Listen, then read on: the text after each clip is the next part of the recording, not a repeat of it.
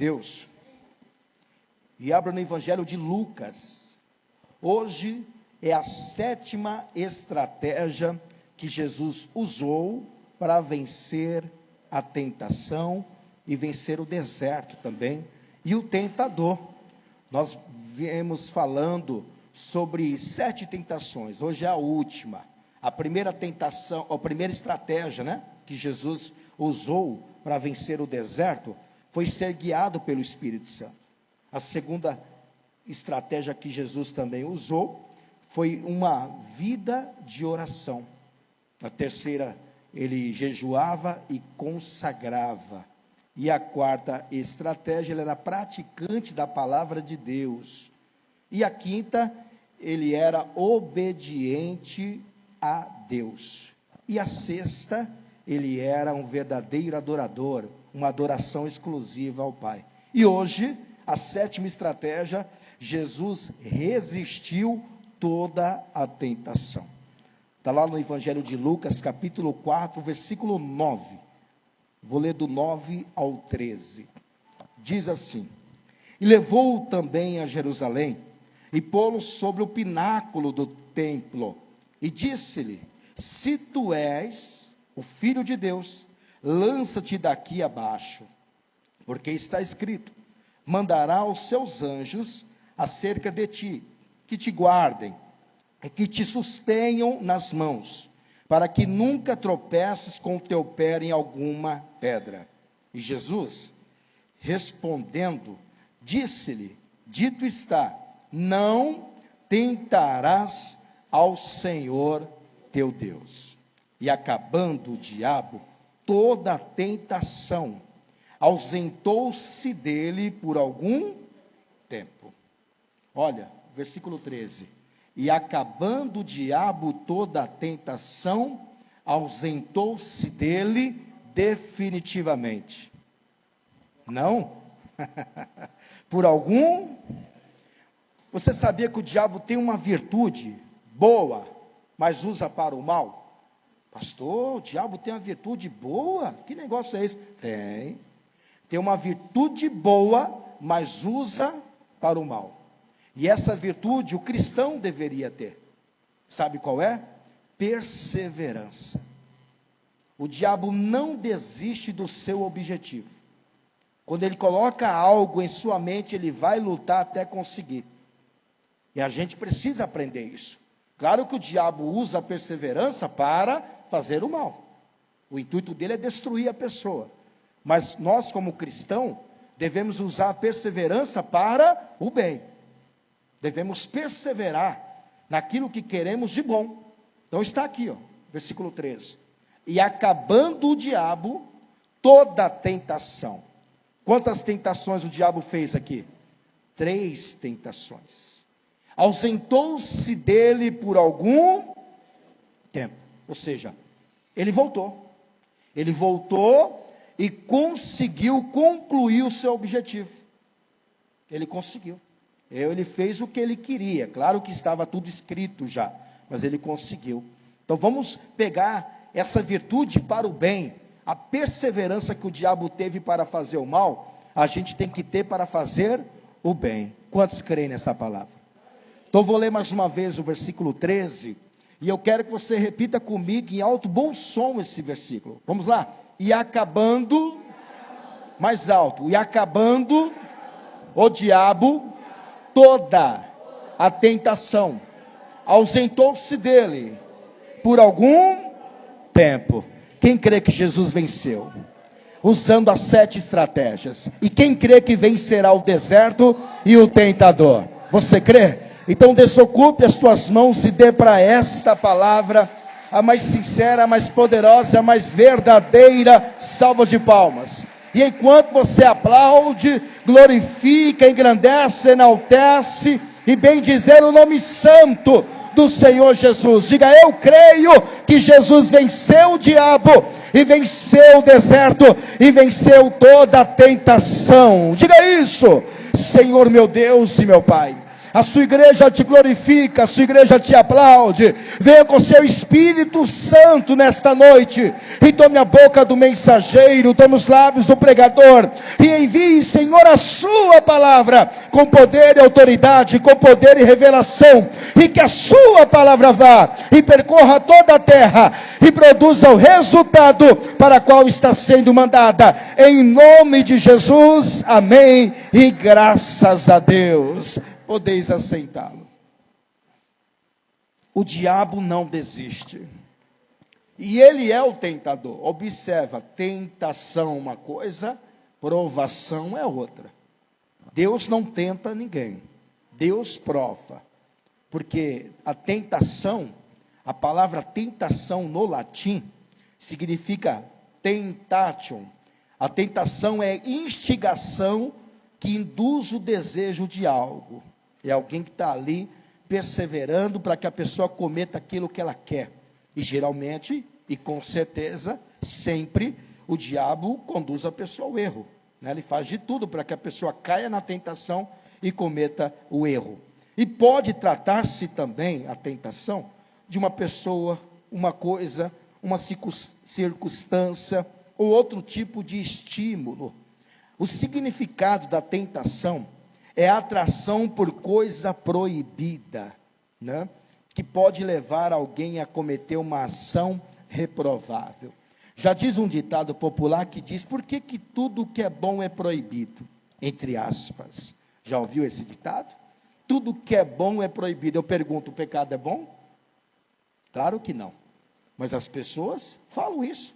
Porque é proibido, porque não pode violar aquilo. É uma lei, é uma regra que foi estabelecida. E a pessoa que viola, já diz tudo, ela vai ser, né, afligida, ou vai ser condenada, vai ser pega por aquela lei. Porque é proibido. Proibido fumar, proibido dirigir em alta velocidade.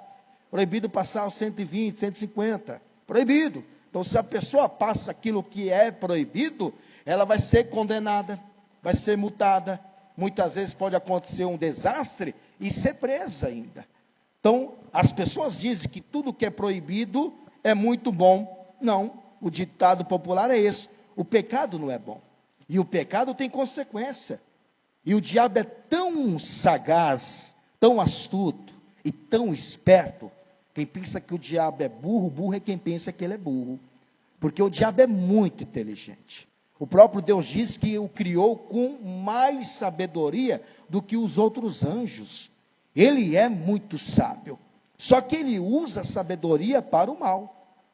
Essa é a prática. Você não vê pessoas dando golpe com tamanha sabedoria? Você não vê pessoas transportando drogas de uma maneira inusitada? Ah, rapaz, como é que a pessoa conseguiu colocar droga nisso? Ninguém descobre, a não ser o cão, ou alguma pessoa que alertou a Polícia Federal, a Polícia Militar, ou a Civil, porque dificilmente ia conseguir encontrar aquela droga. E a pessoa que usou aquela sabedoria, usou para o mal. E quem que deu essa sabedoria? O diabo. Não pode ser outro, né? Usando para o mal, como as pessoas também usam armas, fazendo armas, bombas, para destruição em massa. O diabo dá essa inteligência também para o ser humano, para conduzir para o mal, como Deus também dá inteligência. Então o diabo, ele é muito sábio, ele é muito sagaz, e ele é muito perseverante naquilo que ele quer. Ele não desiste enquanto ele não vê a sua presa destruída, enquanto não vê aquela pessoa caída. Ele vai lutar, quando ele coloca um propósito, um foco, ele vai até o fim. Ele não volta atrás. Por isso que devemos resistir ao diabo. Vencer as tentações, como Jesus nos deu o exemplo disso. Não é verdade? Então a tentação já diz tudo. Olha o ditado: tentação. Tentação. Mesma coisa, oração. O que significa? Orar e agir. A tentação é a ação de conduzir alguém a praticar o pecado. Então a tentação é a ação de conduzir alguém a cometer o pecado. E o pecado é de quem? Quem é o criador do pecado? Quem é o primeiro a pecar? Satanás. O diabo é o causador do pecado.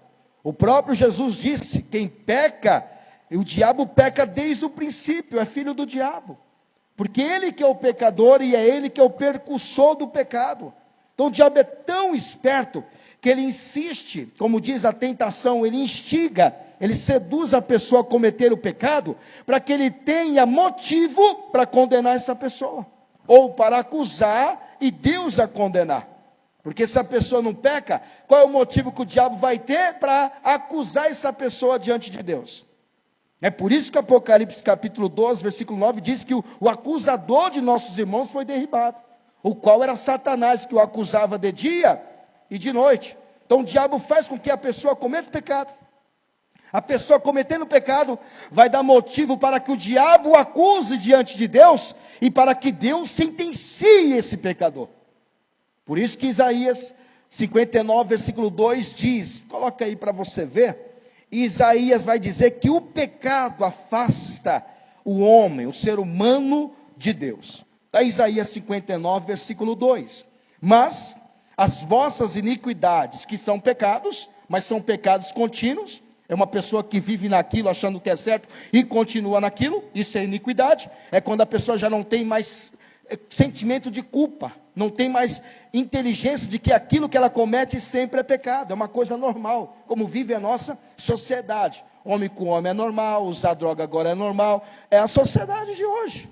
Uma coisa que é errada, ela acha que é uma coisa normal, isso se chama iniquidade. Quando a pessoa não tem mais sentimento de culpa, e aquilo acaba tornando-se uma coisa normal, quando não é normal e é pecado. Iniquidade. Fazem divisão entre vós e o vosso Deus, e os vossos pecados, o que acontece? Encobrem o seu rosto de vós, para que vos não ouça. Então o diabo, ele tem essa inteligência, ele pensa, eu levando essa pessoa a cometer o pecado, automaticamente ela vai se afastar de Deus, e ela se afastando, eu vou lá e pego. Você está entendendo?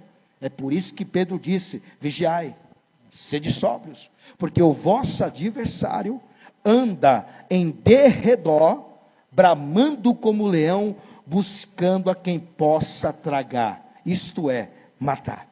Então o diabo tem isso em mente, é por isso que ele vai usar a tentação, ou seja, a ação de conduzir a pessoa ao pecado e poder ter motivo para acusá-la diante de Deus e conseguir pegá-la.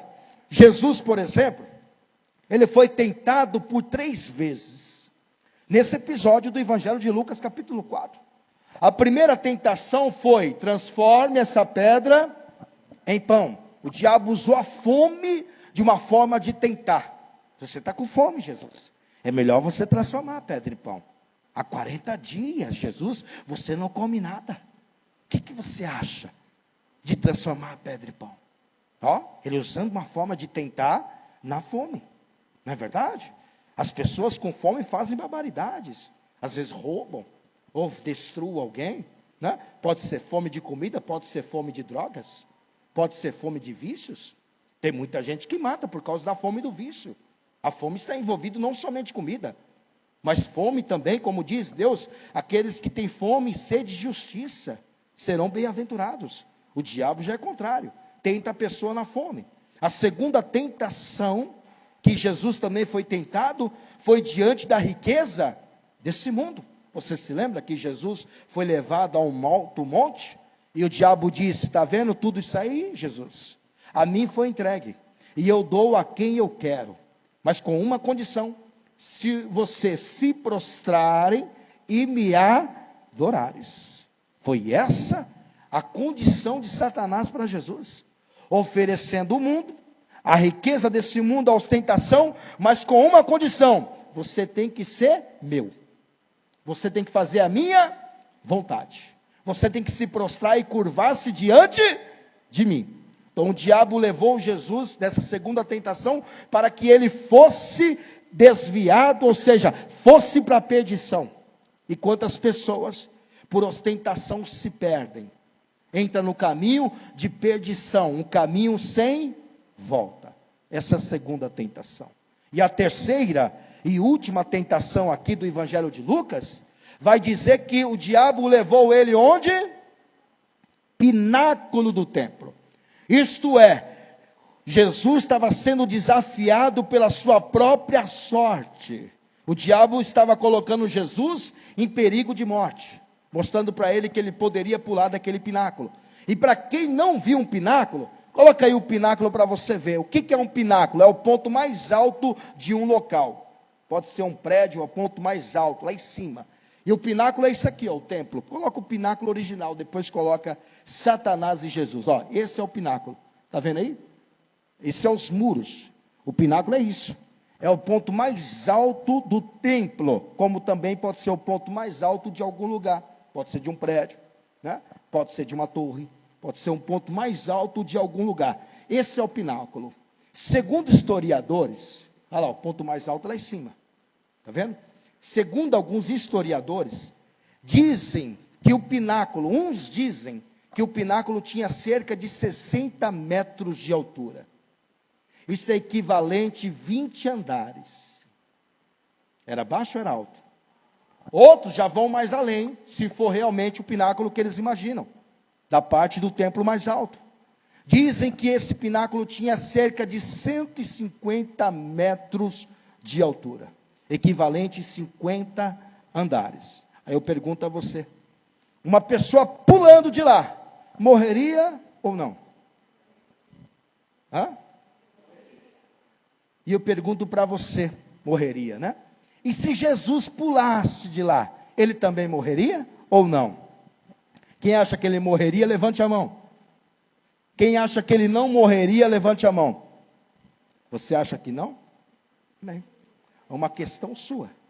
Aqui a gente é comunidade, né? Eu acredito que ele morreria. Sabe por quê? Porque ele estava tentando a sua própria sorte. E por isso, olha como que o diabo é tão astuto, que o diabo queria antecipar a morte de Jesus. No Antigo Testamento, Jesus não estava profetizado que iria morrer pulando do pináculo. Jesus estava sendo profetizado que iria ser crucificado. Isto é, alguém iria assassiná-lo. Mas aqui ele iria suicidar. Está entendendo? Aqui ele iria suicidar. Ao contrário do que aconteceu com ele. Ele foi morto. Alguém o matou. O suicídio. O que é suicídio, pastor? É quando é um ato da pessoa causar a própria morte de forma intencional.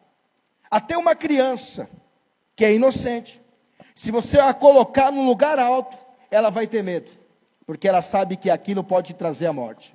Até uma criança, quanto mais um adulto. Então Jesus tinha plena consciência de que se ele pulasse desse pináculo, coloca aí o diabo do lado de Jesus, ele sabia que ia morrer.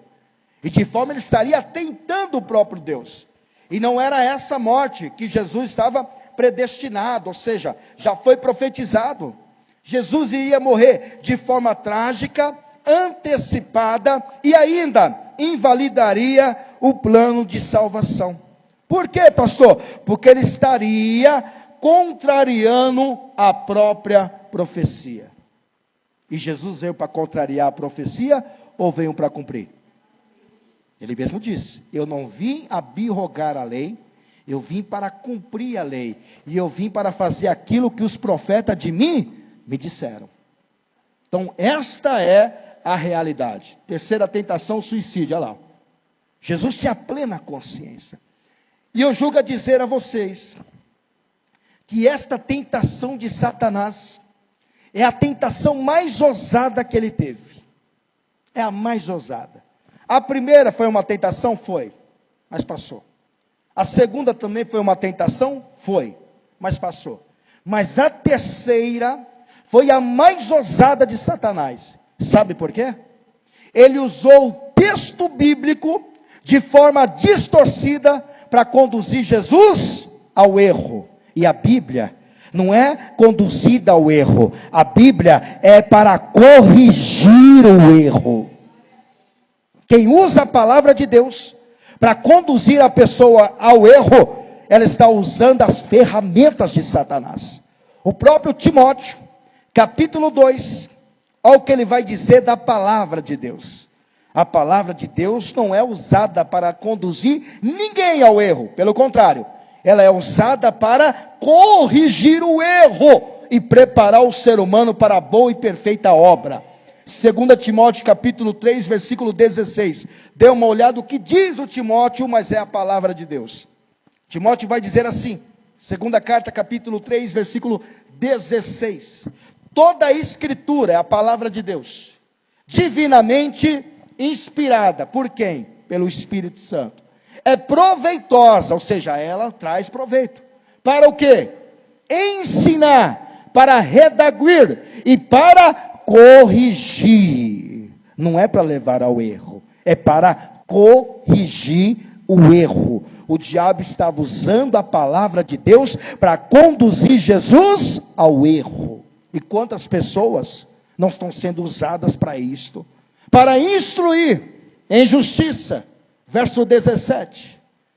Para que o homem de Deus seja perfeito e perfeitamente instruído para toda boa obra. A palavra serve para te aperfeiçoar, para tirar todos os erros e fazer de você uma pessoa boa, perfeita diante do Senhor. Não se usa a palavra de Deus para o erro, mas se usa a palavra de Deus para corrigir o erro. E era o que o diabo estava fazendo o contrário, distorcendo as escrituras sagradas. O apóstolo Paulo, até nisso ele tinha medo. Lá em 2ª carta de Coríntios, capítulo 11, ele tinha um medo tremendo, acerca do que o diabo poderia fazer com a igreja de Cristo, corrompendo os sentidos do ser humano. Capítulo 11, 2ª carta de Coríntios, versículo 3. É por isso que você vê as heresias, essas religiões, esses grupos religiosos que são heréticos, porque usam a palavra distorcendo ela.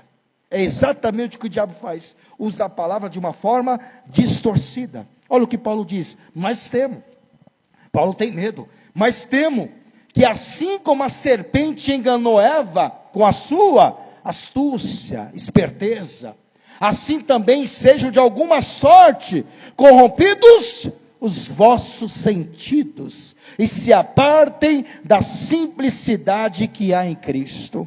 Paulo está dizendo, eu ensinei vocês de uma forma correta, de uma forma verdadeira, mas eu temo que venha alguém e comece a distorcer todo o meu ensinamento, que é ensinamento de Cristo. Eu temo que isso aconteça, porque isso já aconteceu com quem? Com Eva, quando Satanás a enganou.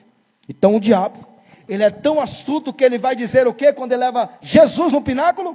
Volta para Lucas, capítulo 4, versículo 10. Olha o que ele vai dizer. Porque está escrito, mandará os seus anjos acerca de ti, que te guardem, e que te sustenham nas mãos, para que nunca tropeces com o teu pé em alguma pedra. Você está vendo o que ele está usando? Ele está usando a própria palavra, mas usando a própria palavra num cenário distorcido. Como se dissesse, Jesus pula, porque lá embaixo Deus dará ordem aos seus anjos para pegá-lo e não deixá-lo tropeçar em pedra alguma. Eu pergunto a você, quem é que tropeça de propósito? Só se for um abestalhado, que gosta de cair toda hora. Quando se tropeça, tropeça porque não se viu o obstáculo. Agora Jesus não tem ciência daquilo que ele estava ali para fazer? Claro que tem. Jesus é consciente. E ele sabia muito bem. Porém o diabo usou a palavra correta, mas de um cenário distorcido. Distorcido. Pula, Jesus, porque o anjo está lá embaixo para te pegar. Mas não é essa a questão. Eu creio em livramento. Creio em livramento. Deus já me livrou de várias. Só que eu creio no livramento desde que a pessoa não tenha ciência do perigo. Aí isto é livramento. Mas você tendo consciência do perigo, por que Deus vai te livrar? Isto é o que Jesus disse: não tentarás o Senhor teu Deus.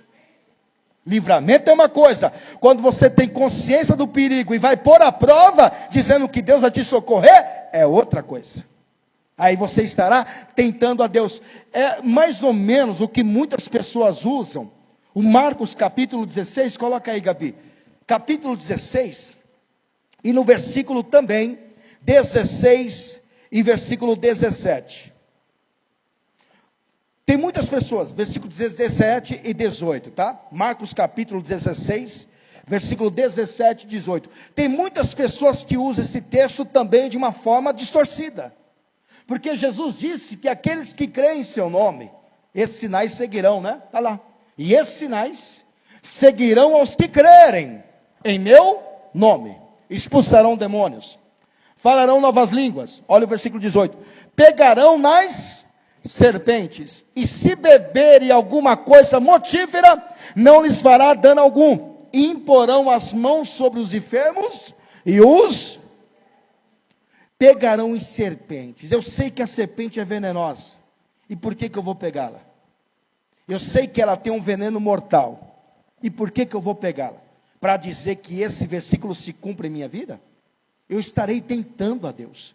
Você sabia que um pastor lá nos Estados Unidos morreu por causa disso? Você já viu isso? Os Estados Unidos é uma coisa comum. Fazer culto pregando em cima desse versículo.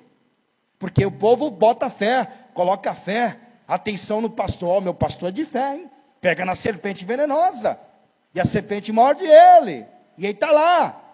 Uma vez um pastor foi fazer isso, fez uma reunião, um culto, pegando a serpente venenosa, e o povo tudo glorificando, alegre, porque estaria pensando que o pastor estaria nesse versículo, enquadrado nesse versículo, de pegar em serpentes. Aí a serpente foi e mordeu ele, e ele não queria ir para o hospital. E você sabe que o veneno da serpente vai espalhando, até começar a oprimir, e a pessoa não tem mais fôlego, não tem mais ar. É um veneno que vai espalhando, não morre da hora para outra. O veneno vai espalhando pelo corpo, e vai parando todos os órgãos, até a pessoa não conseguir mais respirar e morre. É como se fosse sufocamento, a pessoa morre por sufocamento, ela é sufocada.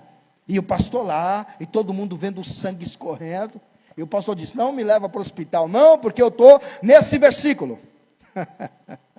Eu estou exatamente nesse versículo. Eu creio em Deus. E eu creio em Jesus. E eu creio na sua palavra, que diz que pegarão em serpentes.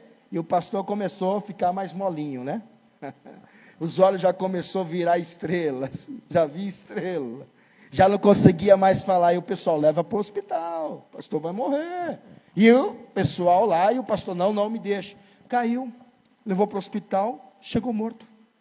Ué, por que não se cumpriu a palavra de Deus? Porque ele tentou a Deus. Isto é tentar, não é livramento. É você ter consciência do perigo e você colocar à prova a sua fé, dizendo que Deus vai te livrar. Outro caso, além da serpente, que mais que diz aí? E se beberem alguma coisa mortífera. Eu creio em livramento da serpente, como aconteceu com Paulo. Ali é livramento. Coloque em Atos capítulo 28. Paulo foi parar numa ilha de Malta, e estava muito frio. E Paulo foi pegar uns gravetos, para fazer uma fogueira. Só que lá tinha uma víbora venenosa, e ele não o viu. Não é que ele foi pegar a víbora, ele não o viu.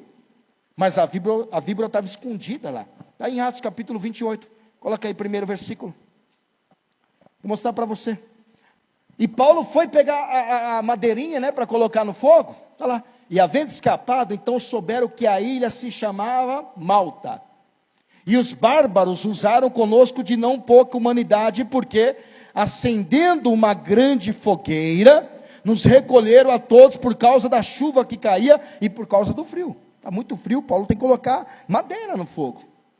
E havendo Paulo ajuntado uma quantidade de vides, e pondo-as no fogo, uma víbora, fugindo do calor, lhe acometeu a mão. Não é que ele foi pegar, é a víbora que foi pegar ele.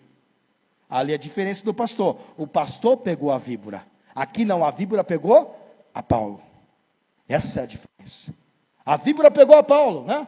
E o que ele fez? E os bárbaros, vendo-lhes a víbora pendurada na mão dele, diziam uns aos outros, certamente este homem é homicida, visto como, escapando do mar, a justiça não o deixa viver. Mas, sacudindo ele a víbora no fogo, não padeceu nenhum. Por quê? Porque foi livramento.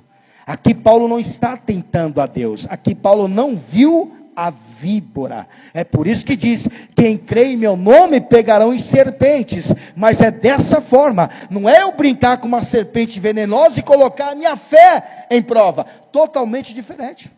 E como diz também: se alguém beber alguma coisa mortífera, não lhe fará dano. Agora eu sei que aquilo é veneno.